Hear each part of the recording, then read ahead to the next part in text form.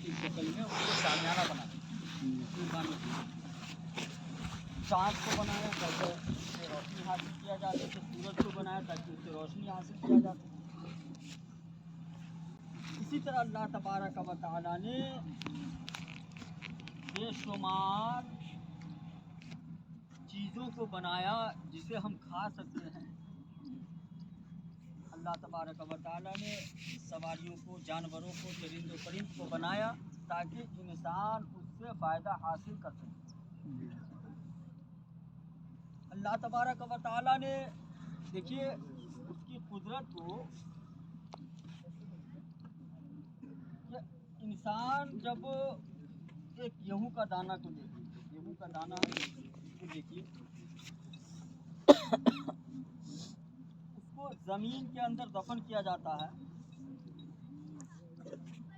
अब उसको कहीं जाने की ज़रूरत नहीं। इंसान देखिए, थोड़ी सी मिसाल समझ लीजिए, 5 मिनट की गुफ्तगू है, अगर समझ में आए तो दुआ दे दीजिएगा। कुछ मखलूक है जिसको अल्लाह ने ऐसा बनाया है कि वो जब तक के काम नहीं करेगा, हिलेगा डोलेगा नहीं, चल फिर नहीं करेगा तो वो खा नहीं सकता। कुछ मखलूक को ऐसा बनाया है कि वो खा भी सकता है, समझ भी सकता है, बोल भी सकता है और कुछ कर भी सकता है। कुछ मखलूक ऐसे भी हैं जिसको अल्लाह ने कहा कि तुम्हें कहीं जाने की ज़रूरत नहीं है, तुम एक ही जगह रहो, वहीं पे तुम्हें रिस्क दिया जाएगा। मसलन एक गेहूं का दाना देखिए, उसको किसने पैदा किया? किसने पैदा किया? अल्लाह।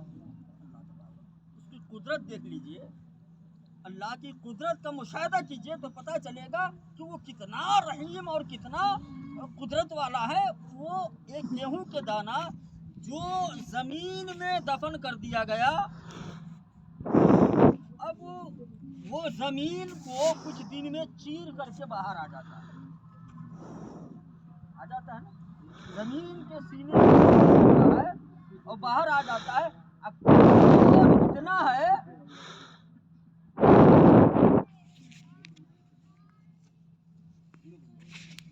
सीने को चीर के बाहर आ जाता है। अब कमजोर इतना है कि उस पे अगर बकरी का पांव पड़ जाए तो खत्म। कमजोर इतना कि मुर्गी आए चोंच मार दे तो उसका काम तमाम। और ताकतवर इतना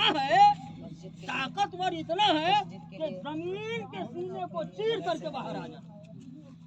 हमने पूछा, मौला ये कमाल कहाँ से आया कि कमजोर इतना कि एक बकरी का पांव को बर्दाश्त न कर सके, और ताकतवर इतना कि वो जमीन के सीने को चीर कर बाहर आ सके। ये कमाल करने वाला कौन है? तो जहन में एकदम सवाल का जवाब आता है, ये और कोई नहीं, हमारे और आपका रब है। अब वो जमीन में से चीर करके बाहर आई, हफ्ते 2 हफ्ते में थोड़ा बड़ा, उससे थोड़ा बड़ा। अच्छा, उसको बड़ा होने के लिए चाहिए पानी, उसको बड़ा होने के लिए चाहिए हवा, उसको बड़ा होने के लिए चाहिए धूप, उसको बड़ा होने के लिए जो चीज चाहिए, कहीं जाने की जरूरत है उसको? सुबह सुबह नसीमे शहरी चलती है, उसको हवा मिल जाती है। रात में ओस गिरता है, उसको पानी मिल जाता है। मस्जिद के लिए दिन में उजाला, सूरज की रोशनी, उसको धूप मिल जाता है। कहीं जाने की जरूरत नहीं, उसका सारा खुराक जो है वहीं पे मिल गया और वो बढ़ जाता है। ये कुदरत किसका है? किसका कुदरत है बताइए? लेकिन वहीं पर अगर जानवर की बात करें, वो भी तो अल्लाह का मखलूक है कि नहीं? एक भैंस किसका मखलूक है? अल्लाह का मखलूक है ना भाई। अगर भैंस को एक जगह बांध दिया जाए और कहे तू कहीं नहीं जाना, हिलना नहीं, मुंह बांध दो, तो जिंदा रहेगी? एक जगह बांध दीजिए तो जिंदा रह पाएगी? अल्लाह ने कहा कि तुम्हें बैठ करके रोजी नहीं मिलने वाला है।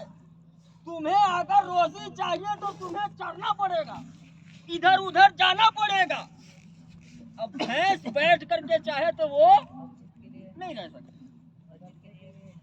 इसलिए उसको कहीं न कहीं चढ़ना चुभना पड़ेगा, हाथ पांव हिलाना पड़ेगा। लेकिन जब इंसान की बारी आती है तो अल्लाह तबारक व तआला कहता है कि अब तुम्हें सिर्फ चढ़ने चुभने से काम नहीं चलने वाला है। अगर जिस्म की ताकत चाहते हो तो खाना खाओ, जिस्म में ताकत भरना चाहते हो तो हलाल रिज्क खाओ। अगर रूह में ताकत भरना चाहते हो, रूह को मजबूत करना चाहते हो, रूह को ताकतवर बनाना चाहते हो तो अल्लाह की इबादत करो, अल्लाह की बारगाह में सजदा करो, अल्लाह की इबादत करो, अल्लाह की बारगाह में सजदा करो और रूह तुम्हारा जो है वो ताकतवर हो जाए। तो इंसान को एक जगह बैठ करके रोजी नहीं मिलेगा, और नहीं मिलेगा तो अगर रोजी लुधियाना आकर के कमा रहे हैं, लुधियाना दिल्ली जाकर कमा रहे हैं रोजी, बिहार से बंगाल से यूपी से यहाँ आकर के रोजी कमा रहे हैं, तो ये तो जिस्म के लिए हुआ ना, रूह के लिए जो ताकत चाहिए रूह। देखिए एक और बात मैं अर्ज करूं, बंदा जब नेकी करना चाहता है बताइए, मन करता है इतना भी तन को थोड़ा सा भी कल कर लेंगे, आज टाइम पड़ा हुआ है, अरे अभी तो हम जवान हैं, अभी तो बहुत वक्त पड़ा, वो तो करवे नहीं करता है। अरे वो जैसा उसका हाल होगा वैसा ही मैं भी खेल लूँगा। तरह तरह के ख्यालात आते हैं ना मन में। पता है ये क्यों होता है? क्यों होता है आप लोग बताइएगा, क्यों होता है? हम बताएं आप बताइएगा? बताऊं? ये रूह बीमार हो चुका है, रूह की बीमारी है। जब तक से ये बीमार है आपको नेकी करने में मन नहीं लग सकता है, चाहे जितनी कोशिश कर लीजिए नेकी में दिल नहीं लगेगा। आप कहिएगा कभी कभी तो लगता है, कभी कभी तो लगता है, तो मजबूरी है। क्या मजबूरी है? जब कोई परेशानी आती है तब रब का बारगाह दिखता है। जब कोई परेशानी आती है ना बंदे को, हजरत दुआ कर दीजिए, बहुत परेशानी आई कुरान खोल के बैठ, परेशानी आई दुरूद शरीफ पढ़ना शुरू कर दिया, तो ये तो मतलब की इबादत हुई ना। इबादत उसका नाम है कि हम भूखे रहे तो, पेट भरा हो तो हर हाल में अल्लाह की इबादत किया जाए। और रूह जब बीमार होगा, रूह जब कमजोर होगा तो इबादत में मन नहीं लगेगा। तो हम रूह को ताकतवर कैसे बनाए? ये भाई साहब हैं, खड़े हो जाइए। इनकी बीवी जो है ये जीनत हॉस्पिटल में एडमिट है, ही का करना जरूरी है। अब वो कहेंगे कि जिक्र इलाही में तो मन नहीं लगता, चलते फिरते उठते बैठते जागते सोते अल्लाह के रसूल पे दुरूद पढ़िए, अल्लाह के रसूल पर दुरूद पढ़िए और इस्तग़फ़ार कीजिए। और जब इस्तग़फ़ार कीजिए दिल क्लीन हो जाएगा, साफ हो जाएगा, रूह ताकतवर हो जाएगा। और जब रूह ताकतवर हो जाएगा तो इबादत में भी मजा आएगा, इबादत में भी लज्जत मिलेगी और अल्लाह तबारक व तआला हमसे खुश हो जाएगा।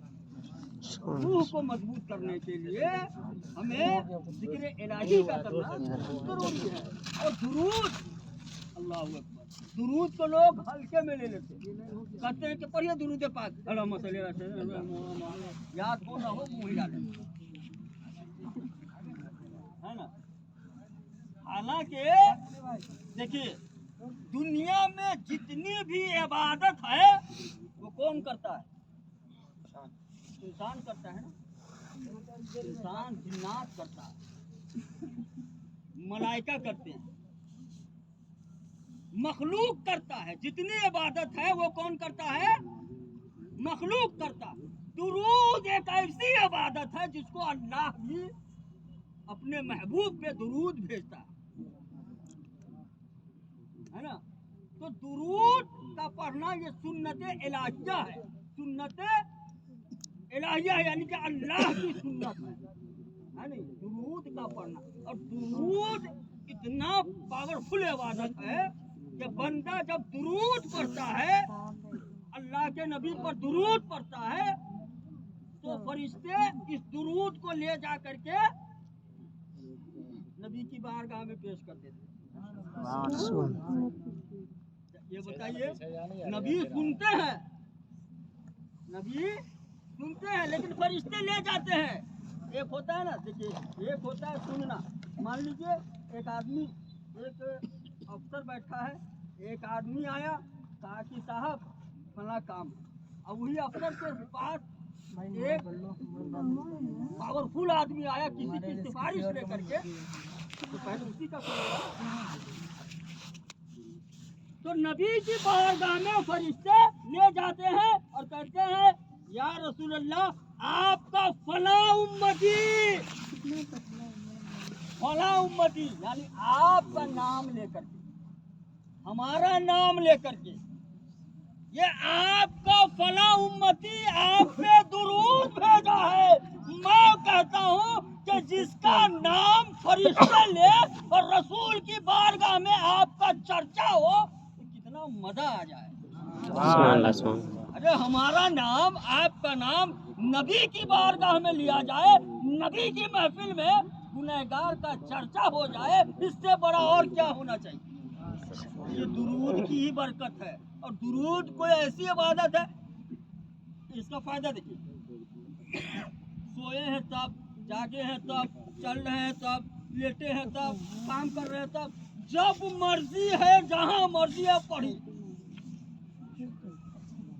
قرآن کبھی کبھی بندہ ناپاک ہوتا ہے، قرآن نہیں پڑھتا، پڑھ نہیں سکتا، لیکن درود پڑھ سکتا ہے، درود پڑھ سکتا ہے۔